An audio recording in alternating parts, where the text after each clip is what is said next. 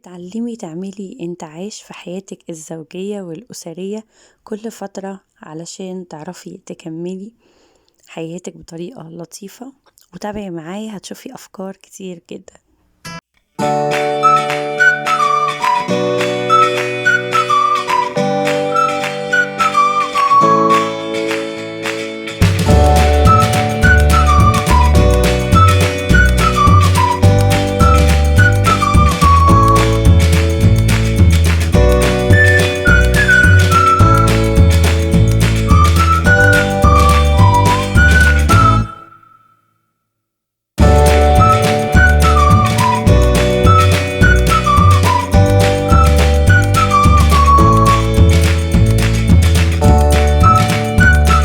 يا مساء السعادة على كل متابعيني في كل مكان، منوريني يا أحلى الناس بجد. بشتاق لكم كل يوم ان انا اقعد اتكلم معاكم. فيديو النهاردة ان شاء الله يبهركم، وتقولوا لي بقى رأيكم، حتى لو في حاجة ما عجبتكوش لازم تقولوا لي عليها. انا دلوقتي قلت اقوم كده افوق. روتين اليوم يعني مختصر في حاجات بسيطة جدا بس مؤثرة جدا. قبل ما ابتدي كلام عن الفيديو محتاجة أشارككم، لأن انتوا إخواتي وعيلتي التانية.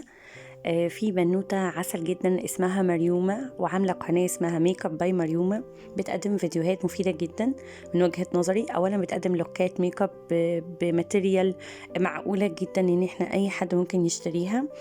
بتدي أفكار في اللوكات، حاجات لطيفة سيمبل، حاجات مفرقعة، يعني بتقدم كل الأنواع. وكمان بتقدم ريفيوهات لمنتجات كتيرة قوي، بدل ما انتي ممكن تصرفي فلوسك في حاجات انتي مش ضامنة نتيجتها ايه او هي خامتها عاملة ازاي. لما هتشوفي الريفيوهات دي هتقدري تدفعي فلوسك في المكان المظبوط. وطبعا انا هسيب لكم اللينك بتاعها في الديسكريبشن بوكس وكمان في الكومنت المثبت. يا ريت تروحوا تشوفوا الفيديو اللي هي عاملاه. فيديو لوك ميك اب حلو جدا، عجبني انا شخصيا، هتستفيدوا منه قوي وهيعجبكم قوي. وروحوا وشاركوها، بجد انتوا هتستفيدوا جدا. يلا بقى ندخل على الفيديو بتاعنا.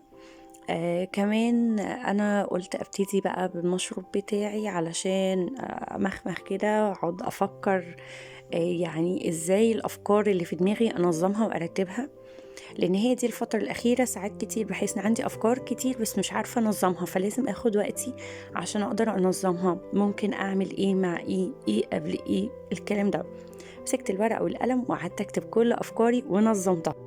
فكرة فيديو النهاردة فريدة من نوعها، محدش عملها على اليوتيوب قبل كده. وانتوا لما هتشوفوا الفيديو هتتأكدوا من ده. زي ما انتوا شفتوا، انا مش هقول لكم انا هعمل ايه، انا همشي معاكم خطوه بخطوه وانتوا هتشوفوا النتيجه النهائيه. اول حاجه انا شلت الترابيزه اللي في النص بتاعه الريسبشن. انا هعمل روتين كده معين وحاجه كده معينه في الريسبشن، هنقضي ليلتنا في الريسبشن. هبتدي ان انا اعملها بالمكنسه كده عشان السجاده تبقى نظيفه.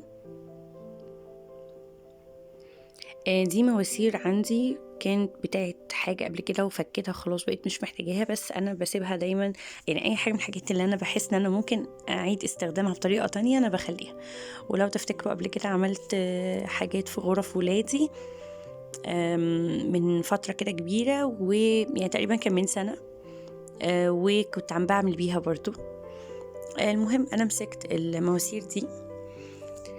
يعني انا اللي انا هعمله ده انتوا ممكن تشوفوا فيه ايه عندكم وممكن تستبدلوه، يعني هي مش شرط مواسير، ممكن اي حاجة، يعني ممكن حبال، ممكن حاجات كتير. انا بقدم لكم الفكرة، وممكن تكون مش نفس الخامات موجودة بالظبط، لكن انتوا ممكن تطبقوها بطريقة تانية. عملت بالحديد زي خيمة، شايفينها يعني تقريبا على شكل خيمة، بس هي لسه بقى بتوع، لسه مظبطناهاش. اهو الولاد كانوا بيساعدوني، هما يعني كانوا بالنسبة لهم كأنهم بيلعبوا. هما مش فاهمين يمكن كان قوي الفكرة اللي في دماغي، بس أنا اللي كنت يعني بقول هنحط دي هنا، عايزة أحط دي هنا كده.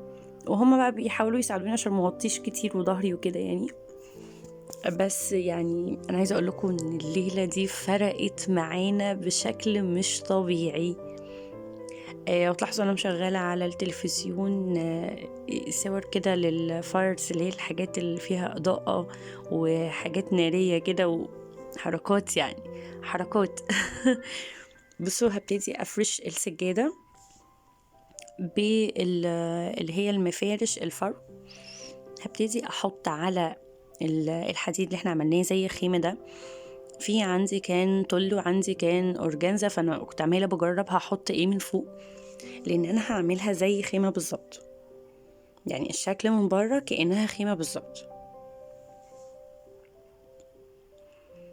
فكنت يعني محتاره احط دي استقريت على اللي لونها اصفر. حسيت ان هي يعني هتعمل كلون، يعني هي هتعمل الجو اللي انا محتاجاه. بس حطيتها بالشكل ده. كنت بقى بحاول اظبطها كده. انا عايزه اقول لكم لغايه دلوقتي يعني بس مش فاهمين دماغي قوي، مش مصدقين انا بعمل ايه يعني. المنظر من جوه كان وهم يا جماعه، بامانه يعني. كميه راحه نفسيه انا مش قادره اوصفها لكم. يعني انا كنت عامله زي البيبي بجد، وانا جوه المكان ده كنت حاسه ان انا سبت العالم كله بره المكان ده، وقاعده هنا يعني بستمتع بوقتي فقط. جبت ترابيزه صغيره وحطيت عليها المفرش الكارو دوت. بس ده المستطيل انا هغيره بعد شويه بالمربع، حسيت ان هو هيبقى احسن، هيفيدني اكتر. وحطيت الشلت، وده كده الشكل المبدئي. انا لسه ما كملتش. ده كده الشكل المبدئي. حطيت الشلت دي اللي هنسند عليها ونقعد وكده، واللي عاوز بقى ينام ينام، واللي عاوز يسند يقعد يقعد. وهنشغل بقى التي في والكلام ده. شوية شموع يعني كده بسيطة. أنا لسه ما جهزتش يعني باقي الحاجات اللي هحطها، بس أنا بوريكم يعني كده خطوة بخطوة الشكل، يعني واحدة واحدة عامل معانا ازاي. الإضاءة في الأرض دي على فكرة جامدة جدا، يعني بجد الجو ما يتوصفش، يعني من كتر جماله ما كانش يتوصف. كمية راحة بال لازم نخطفها، يعني لازم نخطفها من الدنيا. لازم نعمل كده ونخطف من الدنيا شوية وقت كده، يعني استجمام وهدوء وراحة وإضاءة خافتة وجو جديد، يعني جو جديد. أنا وعدتكم إن في أول الفيديو إن انتوا هتشوفوا حاجة في الفيديو بتاعي أول مرة تشوفوها على اليوتيوب.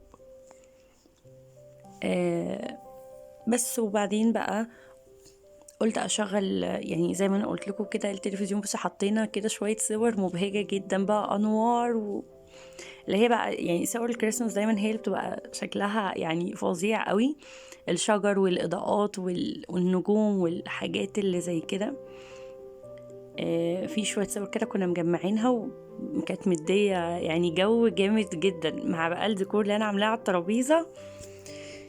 يعني انتوا شايفين قولوا لي رايكم في الكومنتات لغايه دلوقتي، عشان اللي بعد كده ده بقى يعني اراء تانية. بدات بقى اعمل حاجات سخنه. عملت اللي عاوز يشرب شاي بلبن اوكي، واللي عاوز يشرب انا شربت قرفه كمان. زي ما شفتوا كده حطيت شويه شيبسي، شويه بسكوت، وادي البوب كورن الفشار، يعني ده احنا بنحبه جدا. وكمان الموضوع ما يمنعش من فاكهه. يعني هو الموضوع ان احنا بنجيب الحاجات الموجوده في بيتنا، يعني مش هنروح نشتري حاجات مخصوص. حتى بسكوت باتون ساليه، اللي هو اللي بيبقى البقسماط الرفيع ده، شويه شيبسي، شويه. بس الشيبسي بصراحه يعني احنا مش هو دايما احنا بنشتريه، لا. يعني احنا ممكن مثلا اسمحه للولاد مره كده في الشهر، مرتين بالكتير قوي. فقلنا بقى المره دي يعني كده بقى عارفين انتوا اللي هو ايه. بس برضو حاطه سناكس صحيه، اللي هي الفاكهة والفشار والكلام دوت. والبسكوت برضو يعتبر حاجة معقولة بالنسبة يعني لمعظم الناس. البقسماط الرفيع ده الدنيا تمام، يعني كلها حاجات كده تمام. هو مفيش غير الشيبسي بس كده، يعني عارفين حاجة كده. طيب قولولي ايه رأيكم في الوضع ده؟ في الجمال ده. يعني طب هو حلو؟ يعني انتوا شايفينه حلو؟ اصل انا شايفاه انه حاجة يعني تخلي الواحد كده يعني في قمة الاستجمام. طبعا انا ولادي بقى قاعدين قلنا نتصور بالشربات، وخدنا كده كام صورة، حاجة كده نفتكرها للذكرى. ولادي طبعا يعني الدنيا ما كانتش سايعاهم، دخلوا وقعدوا في المكان الجامد ده. ده كده كان فيديو النهارده، يا رب يكون عجبكم. ما تنسوش تقولوا لي رأيكم بالتفاصيل، وما تنسوش بقى اللايك طبعا.